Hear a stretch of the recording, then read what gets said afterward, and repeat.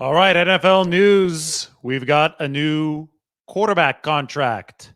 Jared Goff, 4-year extension with the Detroit Lions, worth up to $212 million, includes $170 million guaranteed. Now, again, that is total guaranteed money. Those are not full guarantees. We're still waiting for the exact contract details yet, so it's always wise to not judge a contract too soon. But we do know that Jared Goff has hit $53 million annually.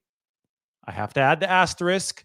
That's $53 million annually of total value. We don't know what the full guarantees are. Those are different than total guarantees. I'm repeating that twice because it's important. However, we have surface level numbers for Jared Goff, and we can now begin to project how they're going to affect Brock Purdy and the 49ers. Purdy still cannot sign a new contract. The CBA does not allow him to until 2025. You have to play at least 3 seasons in the NFL. He's played only 2.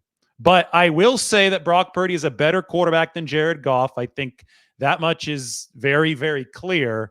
And that the $53 million annually that we just saw Jared Goff sign for in terms of APY, in terms of those rudimentary contract numbers, that is going to be a floor for Brock Purdy's deal, assuming Purdy continues playing well and sets himself up for signing this contract next offseason. Obviously, a lot can happen over the course of the next 365 days or so. So we're just going to go with the assumption that Brock Purdy continues performing at league-leading levels. If he does, he's going to be making more money than Jared Goff. The $53 million annually that we see here for Goff, reported by Adam Schefter, will simply be a baseline number.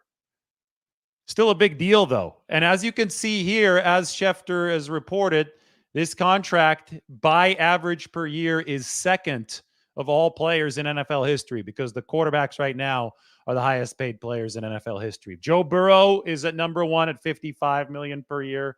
Jared Goff at 2, the steal, $53 million per year. Justin Herbert, 52.5. Lamar Jackson, 52. Jalen Hurts at 51. I don't think that this really changes the outlook for Brock Purdy all that much. And here's why.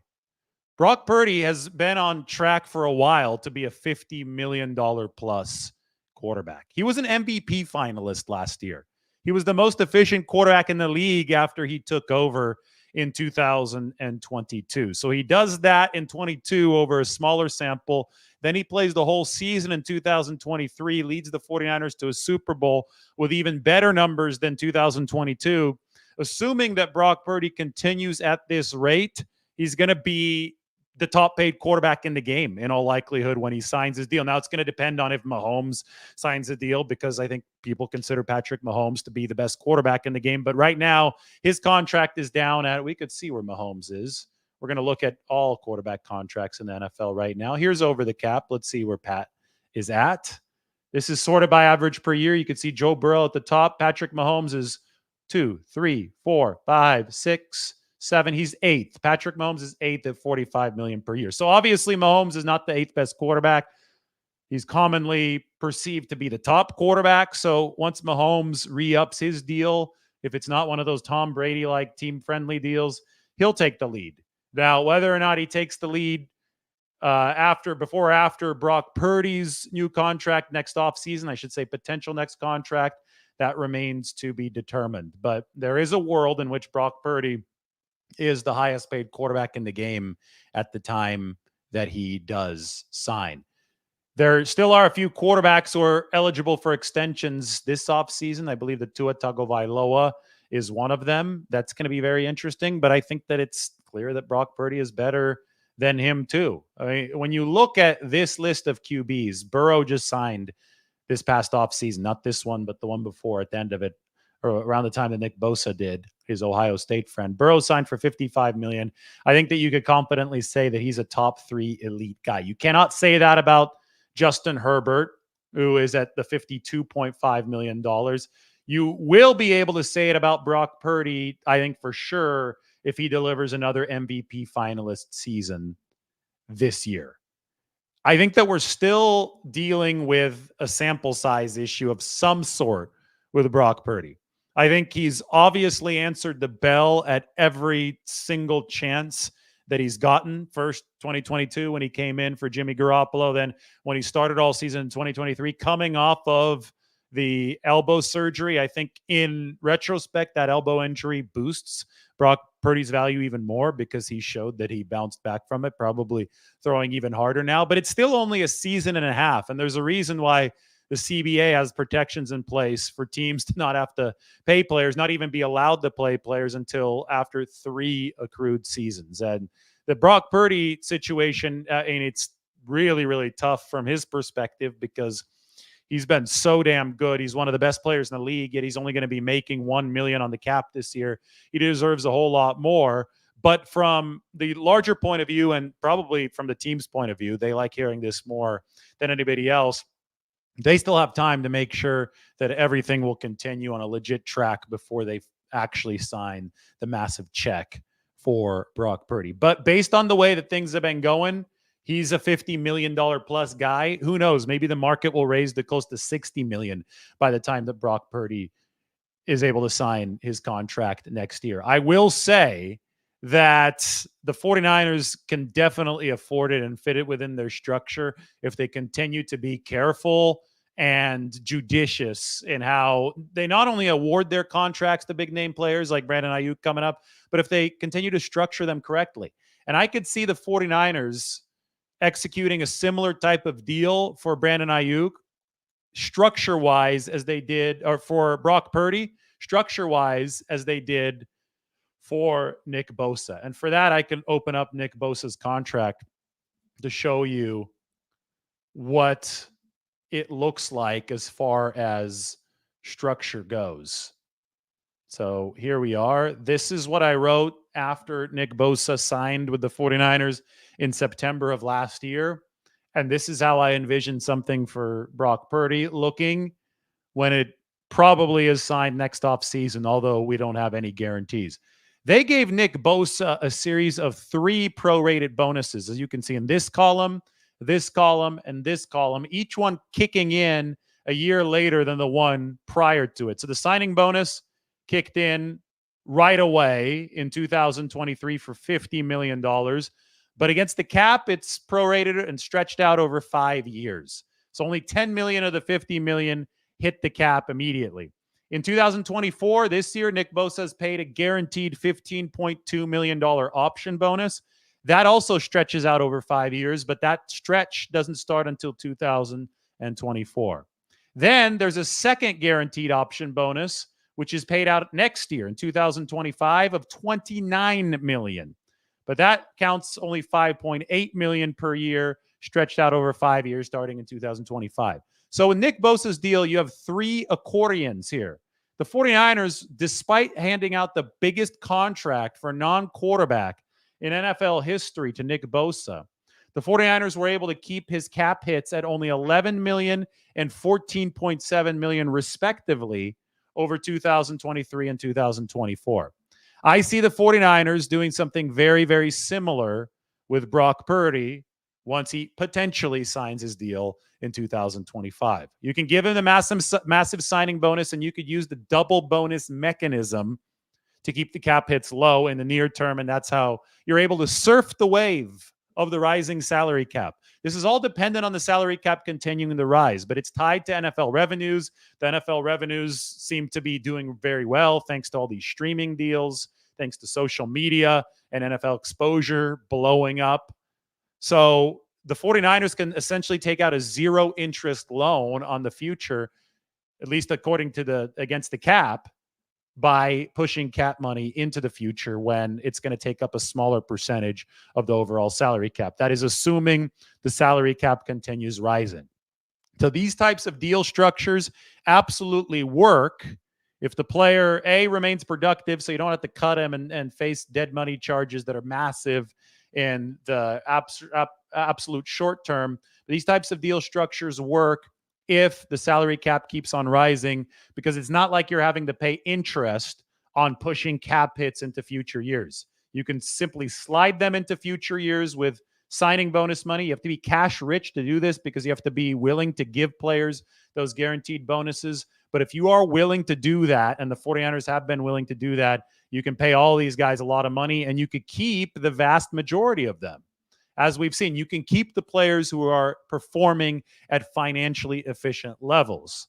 Eric Armstead was not performing at a financially efficient level because he missed 13 games over the course of the past 2 seasons. So the 49ers went to him and said, hey, we want you to take a pay cut. He said, no, that pay cut, that offer is too low for me. So he walked and he signed with the Jacksonville Jaguars for something that came out to about $14 million per year. The 49ers, I think, would have been willing to pay Armstead probably close to $10 million per year. They initially had him for this season at over $18 million this year. So, Armstead got something in between those two values from Jacksonville. San Francisco was not willing to pay it because they're looking for ultimate financial efficiency here, and they moved on. They replaced Armstead on a more cost-controlled basis with Malik Collins and to another degree, Jordan Elliott.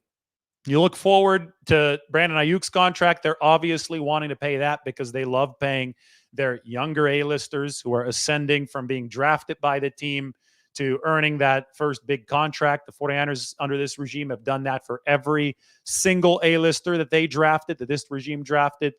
DeForest Buckner does not fall into that pool because he was drafted by Trent Baalke and the prior regime. So Brandon Aiyuk is somebody that they want to pay. Guess who else is going to be in that category of somebody that they want to pay? Somebody they've already said that they will pay when the time comes, assuming everything continues on this track. Brock Purdy. He falls into that category. And I think that Nick Bosa, who also fell into that category when he signed his contract last year, I think that his deal, which I outlined from Pittsburgh, I remember sitting at a bar with a view of downtown Pittsburgh before the season opener. I remember writing this article, breaking down the contract. Nick Bosa's deal, I think, sets a prototype, probably not only for Brock Purdy's deal, but for Brandon Aiyuk's contract as well. So don't think that this Jared Goff contract somehow skews the 49ers' plans. We had always expected Jared Goff to get big money. He's done a good job in Detroit. The truth of the matter, though, is that Jared Goff is not nearly the quarterback that somebody like Brock Purdy or Patrick Mahomes is. He doesn't create outside of structure the way that those players do. Throughout, 49ers fans probably know this better than anybody. Throughout his entire career, Jared Goff has very, very much relied on in-structure capabilities of the offense around him. So I remember back with the Rams in 2000. Well, first he was terrible with the Rams before Sean McVay showed up in what was that, 2016. Then McVay showed up in 2017. Both of those seasons up until the Super Bowl in 2017 and 2018, Goff was really good. And then it seemed that Bill Belichick and the Patriots cracked the code in that Super Bowl, right, in 2018. There was a lot of talk about them making sure that Jared Goff did not know what the defensive alignment was going to be until after the radio headsets cut out 15 seconds before the snap. So he had to play out of structure, at least as far as pre-snap recognition went. And he struggled in that Super Bowl. And we saw a big decline in efficiency from Jared Goff from 2018 to 2019, especially once he started playing defensive fronts that were overwhelming his offensive line. 2020 was so bad for Jared Goff that the Rams got rid of him. They traded him to Detroit after that season. He began to revitalize his career with the Lions in 2021, 2022, and obviously now in 2023. That's earned him the new deal. But we did see it again in the NFC Championship game. When that run game was there for Jared Goff, when Detroit was steamrolling San Francisco in the first half, he looked great. When the pressure came on and the 49ers ran some good blitzes in the second half and the Lions needed to pick up a first down and Goff needed to make some big throws and it was on him and that run game wasn't nearly as supportive, he wasn't as good in the second half. It is staggering, I think, on the surface to know that a system quarterback like Jared Goff can earn a contract, even if there is some funny money there, for over $50 million per year.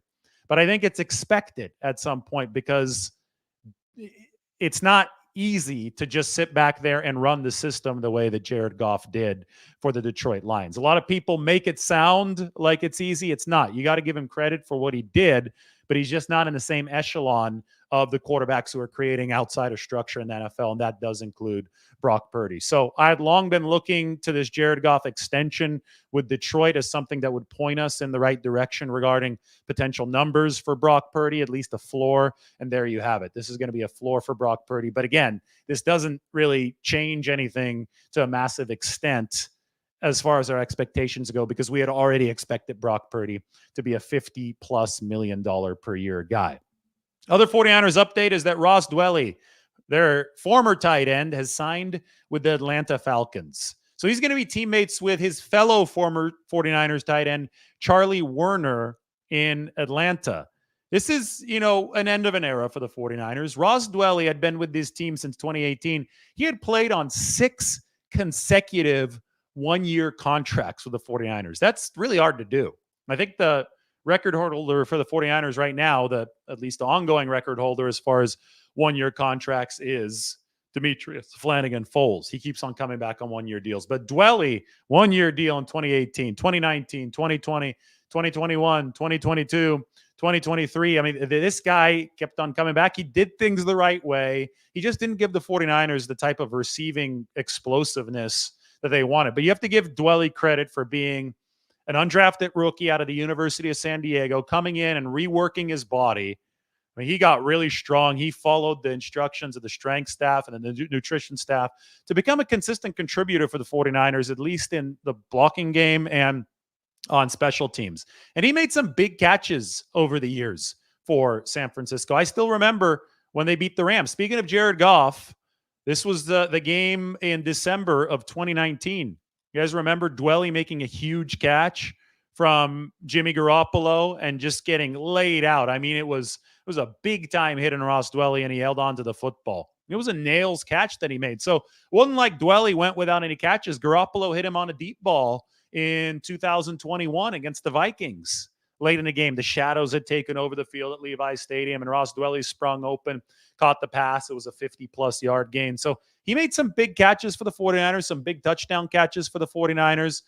He just wasn't a prolific receiver, and I will say that the 49ers' long search for a truly viable second tight end must continue right now. We can take a look at their depth chart to see exactly what it looks like, and I could show you where Dwelley, the spot that Dwelley had previously occupied with his 6 consecutive one-year deals was right here. It was Eric Saubert's spot, maybe even Braden Willis's spot as tight end 2 in some of those seasons. But the 49ers had long been looking for an upgrade over not over George Kittle, over whoever supported George Kittle, a true Robin to George Kittle's Batman. And, Cam Latu, there might still be some hope there.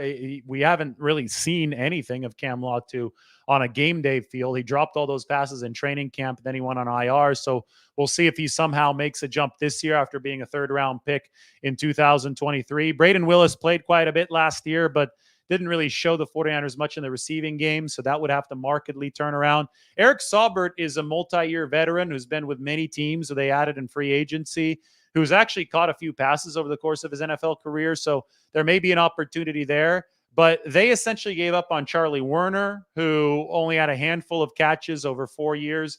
And Ross Dwelley, at a certain point, they needed to get younger at the position because it was clear that Ross Dwelley was who Ross Dwelley is, and that's somebody who's a solid player, but not a prolific receiving threat.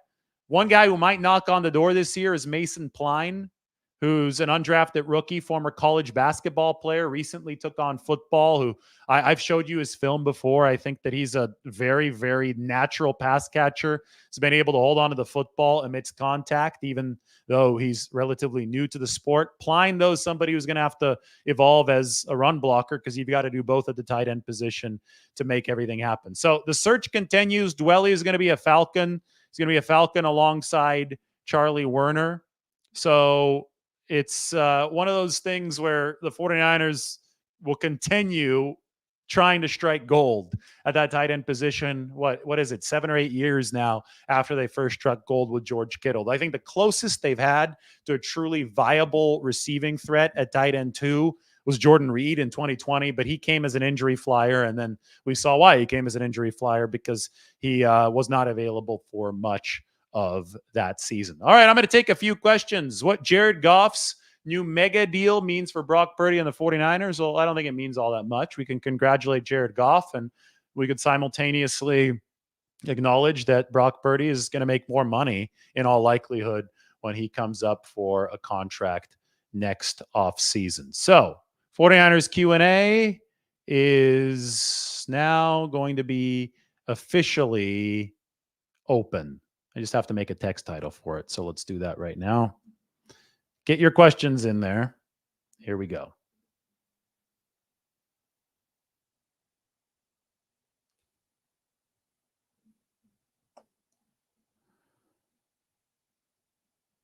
Post your questions.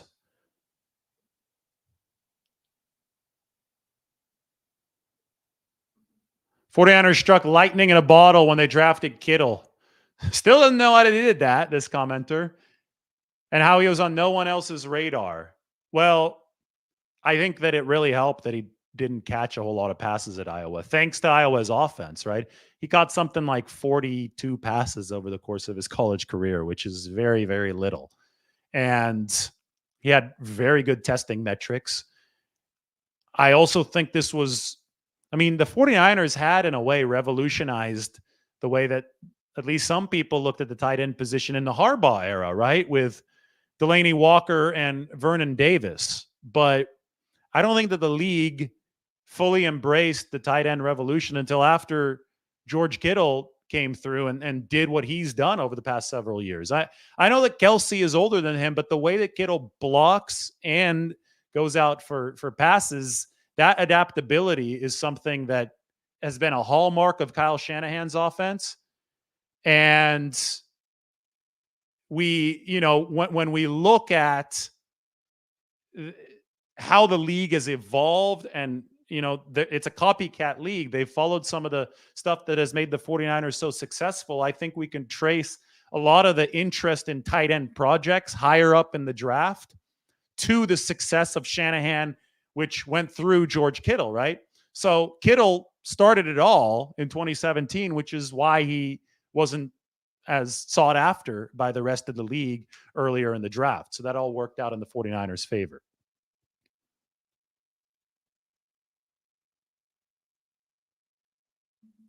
Yeah, the NFL UK account posted Deebo Samuel talking about the NFL schedule release for London. I personally really hope they play in London next year. I was just out there 2 weeks ago.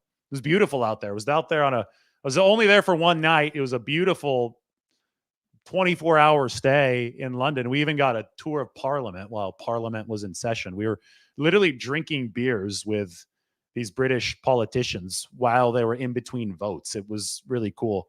And I think they want the NFL to come there. We were talking about the NFL and the 49ers potentially playing a game. I have no idea if it's going to happen, though. I do think it would be cool.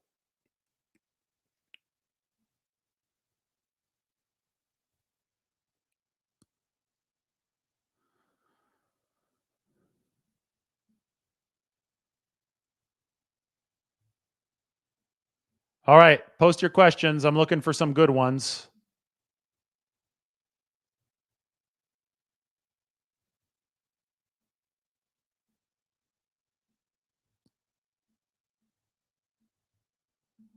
I think that this is an overrated thought. This is a good question, but would it be smarter to get Brandon Aiyuk done before Justin Jefferson and CeeDee Lamb blow up the market? Brandon Aiyuk's going to get what Brandon Aiyuk's going to get. I think that the standard value scale right now dictates that Justin Jefferson is the most valuable out of these receivers. I think he's going to get the biggest deal regardless of when he signs. And I think that just because of the sheer volume, I mean, he's combined volume and efficiency when he's been healthy. And I think that Brandon Aiyuk is more valuable than a lot of outsiders think. I've showed you the graph with Brandon Aiyuk in the very upper right, because his efficiency, even with lower volume, has been staggering. So I think the pecking order will go Jefferson, Aiyuk, Lamb, with a slight chance that Lamb is a little bit higher, but all these guys are going to be in the same ballpark. I don't think it's going to be force a massive change in negotiating, because everybody that's dealing with these numbers already knows where the ballpark for these players is going to be. I don't think that having one player go first is going to make a massive ripple effect on the other players. Agents, especially back when we saw in 2022, when AJ Brown, DK Metcalf, and Deebo Samuel were all represented by the same agent, that kind of turned into a staring match because the value there of each individual player was harder to discern since they were all represented by the same agent. The compromise that was ultimately reached to move things along in that process was that each of those players had the high water mark in a different category of their new contract. So I think Deebo Samuel had the most fully guaranteed money. AJ Brown had the highest average per year, and DK Metcalf had the most total guaranteed money of the three. Will something similar happen here? Well, they're represented by different agents, these players, so probably not. But I do still think that people know what the ballpark metrics are going to be, and I don't think it's a rush from the 49ers perspective to get Aiyuk signed before any of these two just to beat other guys to the punch. I do think the 49ers would rather get Brandon Aiyuk's deal signed sooner rather than later so that they're not worrying about it anymore. They've talked about the fact that Deebo Samuel, Nick Bosa's performance might have been adversely affected by the fact that those contract negotiations took a little longer. They stretched out into training camp, or in Bosa's case, past training camp toward the regular season. So the 49ers, if they had their perfect situation, Brandon Aiyuk and his camp would come closer to their side of things sooner this time. Does that mean the 49ers are willing to cave a little bit sooner? Maybe. In the Bosa situation, I think Bosa, I showed you his contract. I think he absolutely won that negotiation. I mean, Nick Bosa's contract was massive. Here you go. We could look at it again. And that was after a long, long standoff. That was, I mean, that took until early September. Like I said, I wrote this from Pittsburgh. I wrote this from week 1 of the season. So staring down at Nick Bosa and, just waiting to see who would blink, that didn't really benefit the 49ers because they still had to pay him this massive deal. So maybe you are willing to pay Brandon Aiyuk a little bit of a premium just to get him back into the facility and get him under contract a little bit sooner. Spencer was surprised when Bosa admitted he thought his contract talks adversely affected his play. Well, I mean, he didn't, not the talks themselves, but the fact that he wasn't at training camp is what he said. And you know what? Nick Bosa's got 140 million reasons to be very honest right now, or however big that contract was. It was really, no, actually, I'm wrong. 188.9 million reasons, 190 million reasons, essentially, to be honest about that. And I'm sure he's going to be back at training camp this year now that contract is signed. Oh yeah, Dante Johnson had one-year deals than Ross Dwelley. I'm saying the current 49ers, like the active 49ers record holder for 1-year deals is Demetrius Flannigan-Foles. Dante Johnson should have been the spokesperson on a DocuSign commercial with how many 1-year. It was something like 32 contracts that he signed with the 49ers, 32 transactions that he had with the 49ers between contract signings, terminations, demotions to the practice squad, all that. Dante Johnson was like a yo-yo, just going up and down for a while, but he was a good 49er there, came up huge in the NFC divisional playoff game against the Green Bay Packers at Lambeau Field in the 2021 season. Mike asks, is tight end the biggest depth hole for the 49ers? I think that's a really good question. And I think that it is. I mean, there are several questions on this football team that I still have. I think it's a really good roster, but it's hard not to have a question in NFL. If we go through the roster depth-wise, I don't think they're lacking at all at running back or at wide receiver. At offensive line, they've really helped themselves as of late. Jarrett Kingston, Dominic Pooney, those are two nice additions. And hey, maybe even Drake Nugent and Bryson Mays, the undrafted free agents, can make some noise for the 49ers along the offensive line. Then you look at the defensive side of the ball. I am a little bit concerned about the 49ers at defensive tackle. I think that their issues on run defense last year should not be ignored. I think that Malik Collins is a good player, but he's a stopgap in many ways. I think Javon Hargrave's a really good player, but he's not a great run defender. I'm not sure how Jordan Elliott's going to perform. That one is up in there. They think he's going to fit this scheme really well, but you never know. And we know that Kevin Givens is more or less a replacement player for the 49ers. The big question marks are with Kalia Davis. Is he going to make a major step? Because they need a DJ Jones type of figure to be a dominant run defense. They caught people by surprise with the combination of Eric Armstead and DJ Jones in 2021. And then, 2022 wasn't quite as good, but they were still solid. It was 2023 when they really fell off. But I think that Armstead on his own, there was some diminishing returns with Armstead's viability on his own as a run stopper for the 49ers on the inside. They really, really needed that DJ Jones type of body. I do wonder if somebody like Evan Anderson, the 326-pounder out of Florida Atlantic, will be able to contribute what the 49ers need as a fire hydrant there in the middle of that elongated wide nine defense. I wonder if Kalia Davis might be able to do that, but I'm not sure if they can, and that's a lot of ifs, to be honest, for the 49ers. So when you look at the poor run defense last year, when you look at the fact that they have added a defensive tackle, but it's not like they've delivered a slam dunk at, and they have lost Eric Armstead. That, to me, is a potential question for the 49ers on this roster. I think they have a lot of linebacker depth now. They're really focused on that position. And I do think that the secondary is as deep as it's ever been for the 49ers in this Shanahan era.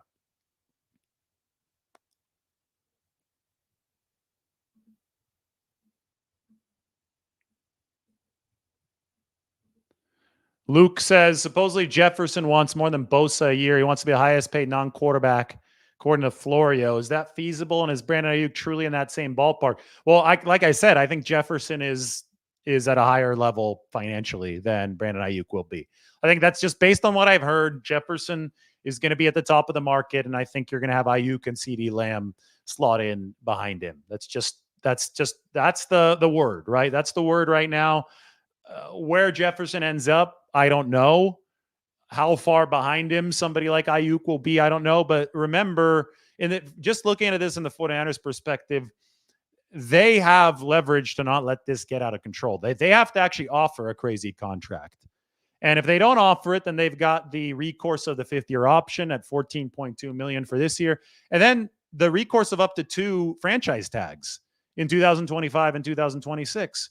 They can theoretically keep Brandon Aiyuk around for 3 years and without having to sign a new contract with a 5th-year option and 2 tags, 3 years and about $21 million per year. I don't know the exact number because we don't know what the franchise tags will be for 2025 and 2026. But to me, that's like a point of leverage for the 49ers. They could go nuclear in negotiations and say, hey, we don't think this demand is fair. You're asking for way too much. Play on the 5th-year option, and we'll tag you until we come to a better resolution, a better deal. If Aiyuk wants to be paid sooner and the 49ers are playing hardball like that, then his number is going to have to come down, right? So it's one of those where I don't think San Francisco is going to end up paying unreasonably here. I think that ultimately deadline pressure will dictate that a fair deal is reached because Brandon Aiyuk wants to make his money sooner rather than later.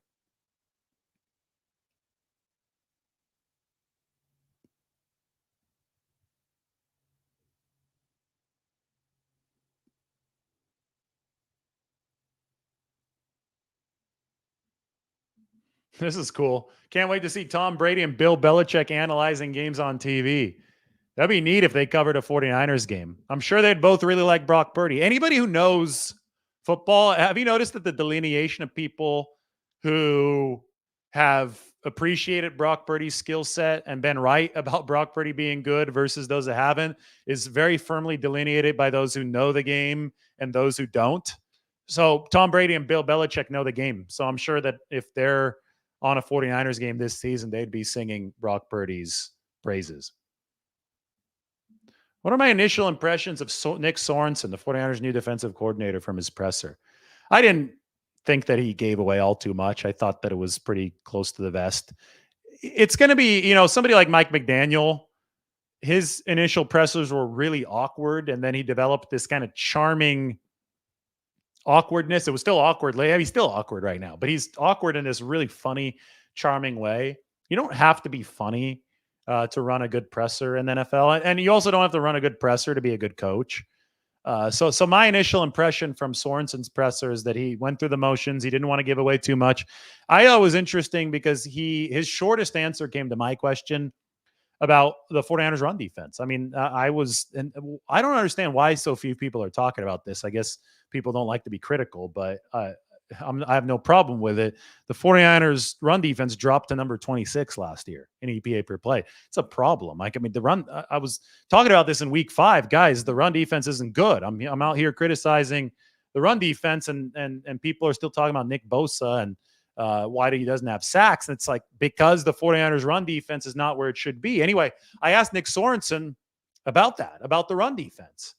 And if there is some kind of philosophical adjustment that the 49ers are going to make to try to make that run defense better, because this used to be a top 3 run defense, maybe even top 2 for 2 consecutive years, right? In 2021 and 2022. And it was just a really short answer. He said, we've identified the issues and we're addressing them, period.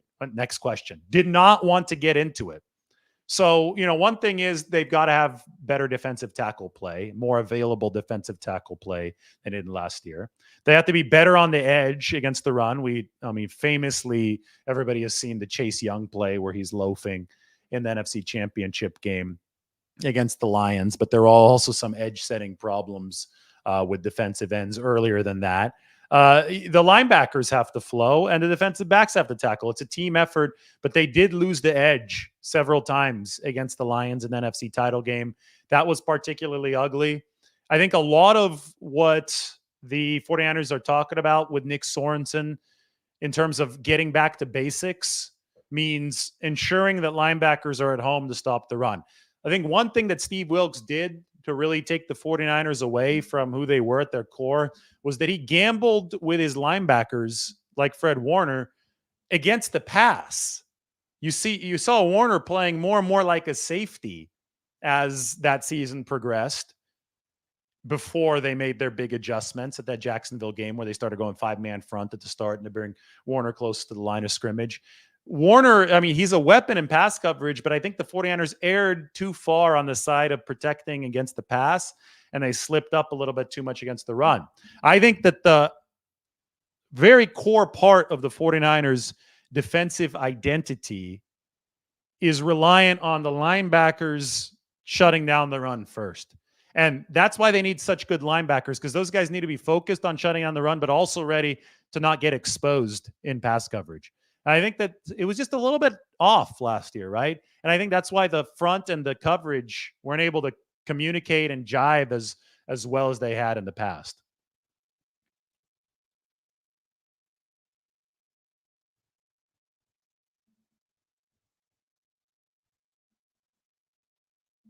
Has anybody surprised me so far at rookie minicamp, good or bad?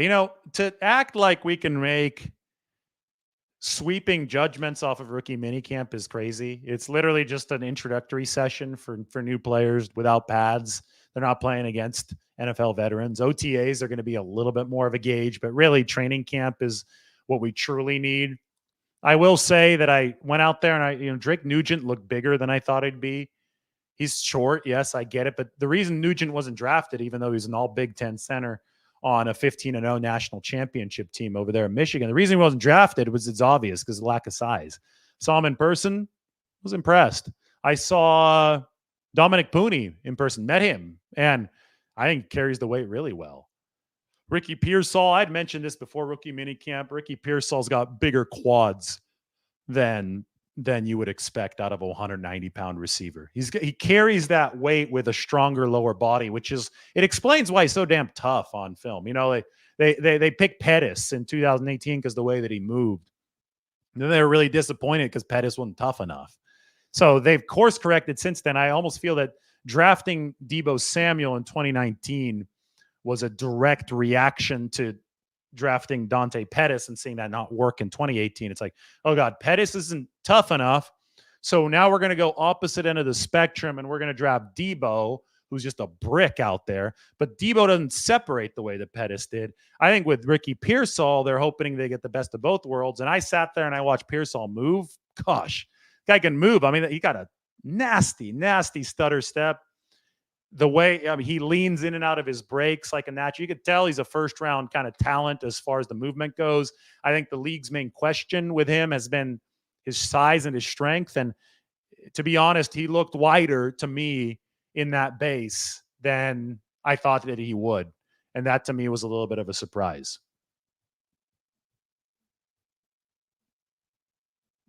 Yep, Spencer says it really well. Ricky is stout in person, doesn't look 190 at all.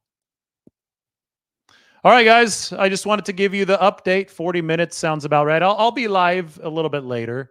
Got a good crowd on today. It looks like people are interested in 49ers football. So wanted to talk about Jared Goff's new mega deal. Make sure you rewind to the start. Long explanation about that. But we'll talk to you very, very soon. The 49ers update is that Ross Dwelley has signed with Atlanta. The search for tight end 2 continues. Everybody, thank you for watching.